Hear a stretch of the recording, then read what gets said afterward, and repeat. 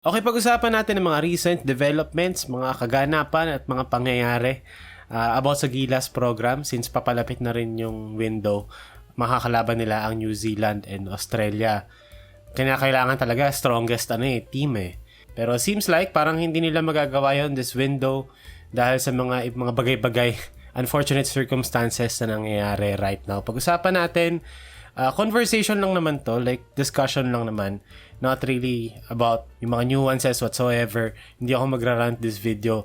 Interesting lang kasi siya for me na parang medyo nagkaroon ako ng idea or ng thought kung ano yung parang... Kumbaga hindi, may reflection lang ako. Yun, reflection yung word para sa mga sasabihin ko. Meron lang reflection sa mga pangyayari. So una sa lahat, si Kai Sotto is not going to be available sa paparating na window. Kasi kahit na healthy siya for his team sa Japan, kita naman natin sa highlights yun. Hindi pa rin siya pwede maglaro, hindi pa siya pinapayagan. Which I think is fair. Patas lang naman yun dahil matagal din namang nawala si Kai. And syempre, parang mas priority talaga na i-fulfill yung duties niya sa mother team niya na, yung, kumbaga, rin naman as a professional, trabaho mo yun. You show your commitment to your mother team, isang taon kang naupo. Syempre, ngayong kaya mong maglaro, susulitin mo na maglaro para sa mother team mo na yon. And unfortunately, di ba, hindi pa niya kaya pang mag-commit right now sa Gilas Pilipinas kasi parang, oo nga naman, kababalik mo lang tapos hati na kagad yung responsibilidad mo, di ba? Kung ako yung mother team, parang medyo isipin ko rin ng mabuti. So, okay lang yun. Okay lang yung mga ganung bagay, okay lang yun.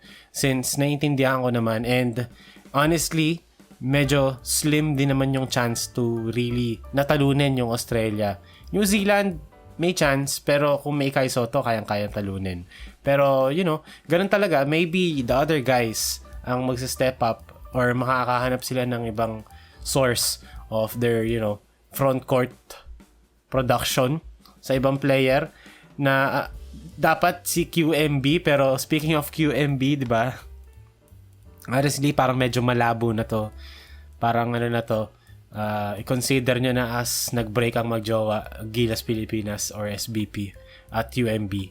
Sana naman hindi, di ba? Sana ma-resolve pa. Pero it's looking like ganun na mangyayari. Kasi yung nangyari is parang parang pang-burn na ng bridge.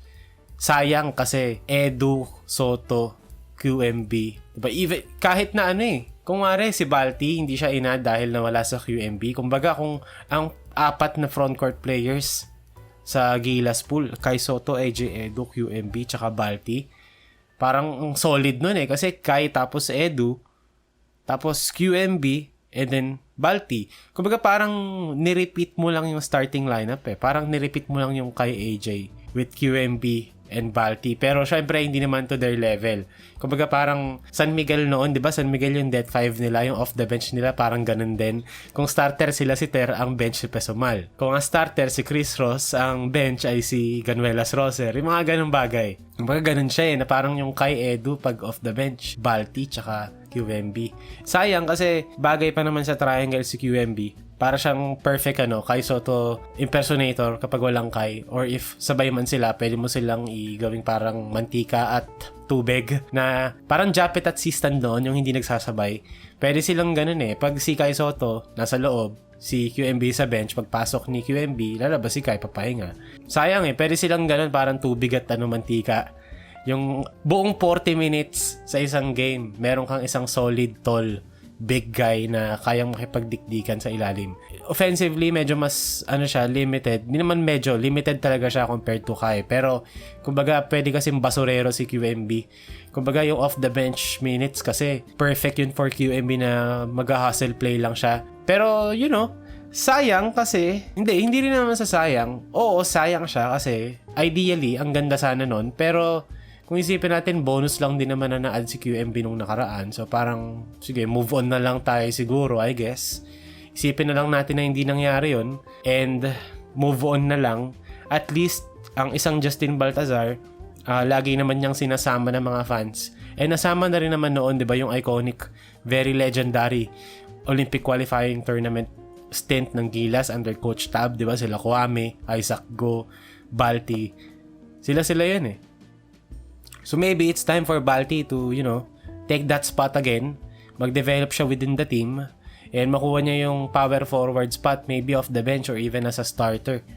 Pero parang mas feeling ko kasi if yung 3-point shooting ni Balti bumalik sa kung ano dati, bago pa siya maging full-time center sa Converge, nung panahon pa ni Coach Tab na pinapatira talaga siya sa labas kahit na medyo inconsistent siya. Kung bumalik man lang doon kahit mga around 31%, 32% from the outside, parang solid siyang 4 alongside Kai Soto kasi hindi, medyo in terms of yung kumbaga yung physicality parang mas maganda kung AJ, Edu, yung nando. Pero anyway, parang si Edu at si Balti, similar type of players naman sila. So I think it really makes sense to have Balti replace QMB.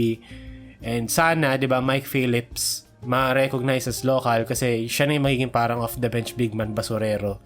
Nagagawa ng hustle plays for Gilas. Pero 7 minutes in, I'm sorry, ngayon ko palang i-share yung reflection ko, ngayon ko palang naalala. Pero ang reflection ko dito, I hope sana, di ba, parang maging sign pa for the program na mag-develop within. Kasi like, ayoko yung mention kasi baka hindi totoo at, ano lang ako, medyo masama lang ugali ko. Pero marami rin ako nababasa sa Facebook, even sa Reddit, na oo nga no, may sense, na may possibility na QMB and his agent naglaro for Gilas para ma-recognize siya as local and ma-recognize siya sa big ligas or mailagay siya dun sa Asian import quota kasi he wouldn't be good enough, I guess, to be considered or to qualify or makuha as a world import. So ngayon, nasa B-League siya, all of a sudden, na okay, nakakuha na ako ng B-League contract, nakuha ko na yung gusto ko.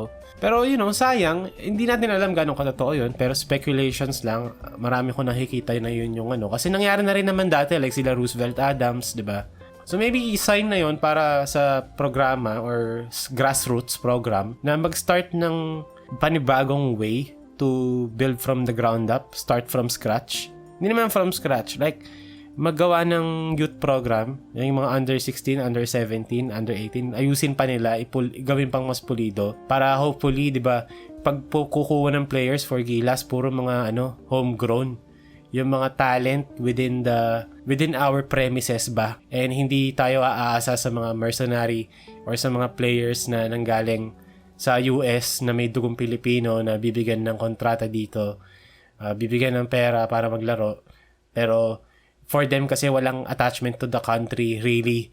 So it's easy for them to tumalikod at sabihin na okay, nakuha ko na yung bag, okay na yun, magsasettle na ako sa career ko sa kung saan man.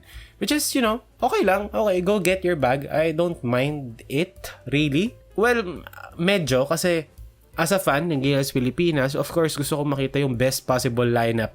And unfortunately, ito yung mga bagay na as much as, gusto nating sisihin yung programa at yung SBP, hindi nila din ganun kasi kasalanan talaga eh. If yung player talaga walang attachment, hindi ganun ka invested sa Pilipinas or sa kultura ng Pinas, 'di ba?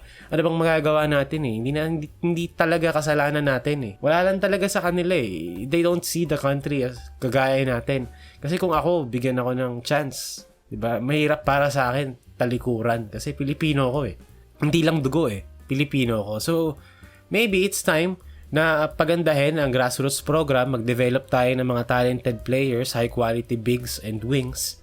Maybe guards as well, taller guards. Mag-develop within.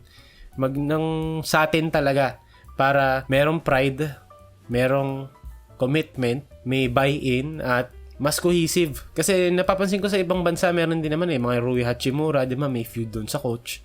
May mga ganong cases din naman sa ibang bansa. Minsan yung mga NBA players, di ba, hindi sila basta-basta nagko-commit sa teams nila. Like, kung yung mga Ben Simmons of the world, etc. So, ayan.